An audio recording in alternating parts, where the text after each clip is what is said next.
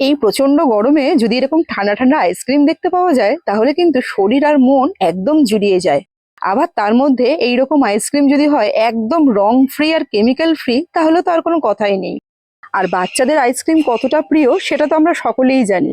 তাই বাড়িতে যদি এরকম ফল দিয়ে আইসক্রিম বানিয়ে দেওয়া যায় তাহলে আমার মনে হয় মন্দ কোনো কিছু হয় না।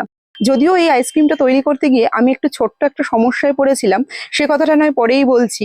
তার আগে আইসক্রিমটা কিভাবে তৈরি করেছিলাম সেটা একটুখানি শেয়ার করি। যেহেতু আমি এখানে তরমুজের আইসক্রিম করেছিলাম, একটা বড় সাইজের তরমুজ নিয়েছিলাম, তরমুজের খোসাটাকে ফেলে দিয়ে তরমুজের শাঁসটাকে নিয়েছি, আর এখানে একটা ছাঁকনির সাহায্যে এইভাবে ঘষে ঘষে আমি এর রসটাকে বের করে নিচ্ছি। এই একই কাজ কিন্তু মিক্সার ব্লেন্ডারে দিয়েও করে নেওয়া যায়। সেক্ষেত্রে মিক্সির পুরো মিশ্রণটা ছাঁকনি দিয়ে ছেঁকে নিলেই কিন্তু রসটা পুরোপুরি বেরিয়ে যাবে। তো এরকম ভাবে পুরো রসটাকে আমি এখানে বের করে নিয়েছি, আর বাদ বাকি যেইটুকুনো আছে পুরোটাই ছিবড়া। আর রসটাকে আমি এখানে দুবার করে ছেঁকে নিয়েছি যাতে এর মধ্যে কোনো রকম ভাবে কোনো আঁশ না থাকে। পুরো রসটা আমি এখানে পেয়ে গেছি। এবার একটা ফ্রাইং প্যানের মধ্যে এই রসটাকে আমি নিয়ে নিচ্ছি। এখনো কিন্তু আমি গ্যাসটা এখানে ধরাইনি। আর ফ্রাইং প্যানের মধ্যে এটা নিয়ে নেওয়ার পর একটু হালকা আছে এটাকে বসিয়েছি। যখনই এই রসটা গরম হয়ে আসবে তখন আমি এর মধ্যে দিয়ে দিচ্ছি একটু পরিমাণ মতো চিনি। আইসক্রিমে মিষ্টির ভাগটা একটু বেশি থাকে, ওই জন্য সেই হিসাবে আমি এখানে মিষ্টিটা দিয়েছিলাম। আর তরমুজের রসটাও কিন্তু বেশ মিষ্টি ছিল, তাতে এইটুকুনো মিষ্টিতে হয়ে গেছে। আর অন্যদিকে একটা পাত্রে 1 চামচ কর্নফ্লেভার সামান্য একটু জল দিয়ে গুলে একটু রেখে দিচ্ছি। এইদিকে তরমুজের রসটা কিন্তু একদম ফুটে উঠেছে চিনি সমেত। আর আরেকটা কথা বলি, তরমুজের রসটা ফুটে ওঠার পর কিন্তু এর কালারটা পুরোপুরি ফেড হয়ে যায়। আর সেটা দেখে আমিও কিন্তু প্রথম প্রথম ভয় পেয়ে গেছিলাম। এরপরে দেখলাম যত ঠান্ডা হচ্ছে রসটা কিন্তু তত তার নিজের রংটা আস্তে আস্তে চলে আসছে। তো যাই হোক, এখানে আমি দিয়ে দিয়েছি কর্নফ্লাওয়ারটা, আর কর্নফ্লাওয়ারটা দিয়ে দেওয়ার পর মোটামুটি 3 থেকে 4 মিনিট মতো একটু ঘন করে ফুটিয়ে নিচ্ছি। খুব বেশি ঘন করার দরকার নেই, 3 থেকে 4 মিনিট ফোটালে একটু হালকা ঘন হয়ে আসবে, তাতেই কিন্তু আইসক্রিম তৈরি করার জন্য একদম পারফেক্ট হয়ে যাবে। এখানে রসটা 3 থেকে 4 মিনিট একদম ফুটে উঠেছে। আর একদম নামানোর আগে আমি এখানে দিয়ে দিয়েছি 2 চামচ মতো লেবুর রস।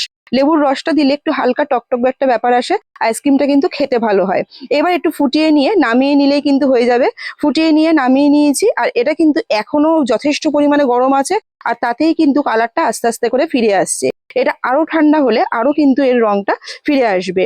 এখন পুরোপুরি রসটা ঠান্ডা হয়ে গেছে, এগুলোকে আমি এবার মোল্ডে দিয়ে আইসক্রিম তৈরির জন্য বসিয়ে দেবো। এখানে রসটা পুরোপুরি ঠান্ডা করে নিয়েছি, আর নিয়ে নিয়েছি এরকম একটা আইসক্রিম মোল্ড। এবার মোল্ড গুলোর ভেতরে এই রসটাকে আস্তে আস্তে করে দিয়ে দিচ্ছি। এবার আমি বলি যে এইটা তৈরি করতে গিয়ে কি সমস্যায় আমি পড়েছি। এইরকম ভাবে মোল্ডের ভেতর দিয়ে দেওয়ার পর এর যে মাথাগুলো আছে এটা আটকে দিয়ে আমি মোটামুটি 8 ঘন্টার জন্য দিয়েছিলাম ডিপ ফ্রিজে। একটা রাতের জন্য পুরো দিয়ে দেওয়ার পরও পরবর্তী দিন যখন নাকি আমি এটা খুললাম, খুলে যখন নাকি বের করলাম, বের করে দেখলাম এটা কিন্তু সেট হয়নি। মানে পুরো আইসক্রিমটা সেট হয়ে গেছে, কিন্তু মধ্যিখানের যে কাঠিটা, সেই কাঠিটা কিন্তু নড়বড়ে রয়েছে, তাতে আমার আইসক্রিমটা কিন্তু বেরাচ্ছে না। তো আমি ভাবলাম যে তাহলে এটা কি কারণে হচ্ছে। তখন আমি কি করলাম, আইসক্রিম ধরার জন্য যে প্লাস্টিকের কাঠিগুলো রয়েছে দেখলাম একটু ছোট ছোট। আমি ভাবলাম হয়তো বোধহয় সেই কারণেই এটা হচ্ছে না। তারপরে আমি এই কাঠিগুলোকে তখন সরিয়ে দিয়ে এর ওপর দিয়ে হালকা করে একটা প্লাস্টিক দিয়েছিলাম। তার মধ্যে এমনি যে আইসক্রিমের কাঠি হয় সেই কাঠিগুলোকে দিয়ে দিয়ে দিয়েছিলাম। তাতে কিন্তু দেখলাম মোটামুটি এটা ভালোই সেট হয়েছিল। এক্ষেত্রে আমি আরেকটা জিনিস লক্ষ্য করলাম যে আমার যে ডিপ ফ্রিজের ঢাকনাটা ওটা কিন্তু একটু ফাঁকা হয়ে থাকে। ওই কারণেও হয়তো একটু টেম্পারেচারটা লুজ হয়ে গিয়ে ওটা হয়তো জমতে অসুবিধা হয়েছিল। তো যাই হোক, সবশেষে গিয়ে আমার আইসক্রিম গুলো খারাপ জমেনি। এই মুহূর্তে আইসক্রিমের জন্য আমার 4 জন সদস্য ছিল, ওই জন্য আমি প্রথমে 4টেই ডিমোল্ড করেছিলাম। আর বাদ বাকি আইসক্রিম গুলো পরে আমি ডিমোল্ড করেছিলাম। তা আইসক্রিমটা কিন্তু কাঠি থেকে একেবারেই ছেড়ে যাচ্ছিল না, সুন্দরই ধরে খাওয়া যাচ্ছিল। তবে আমার মনে হলো এইটা আরেকটু বেশি ভালো শক্ত হয়ে জমলে বোধহয় আরো বেশি ভালো হতো। কিন্তু তা বলে যে খাওয়া যায়নি তা কিন্তু একেবারেই নয়, খেতে কিন্তু অপূর্ব সুন্দর হয়েছিল। আইসক্রিম বানাতে গিয়ে এইরকম অভিজ্ঞতা আপনাদেরও হয়ে থাকলে আমার সাথে অবশ্যই শেয়ার করবেন।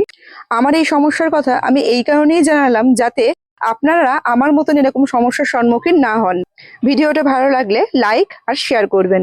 ধন্যবাদ।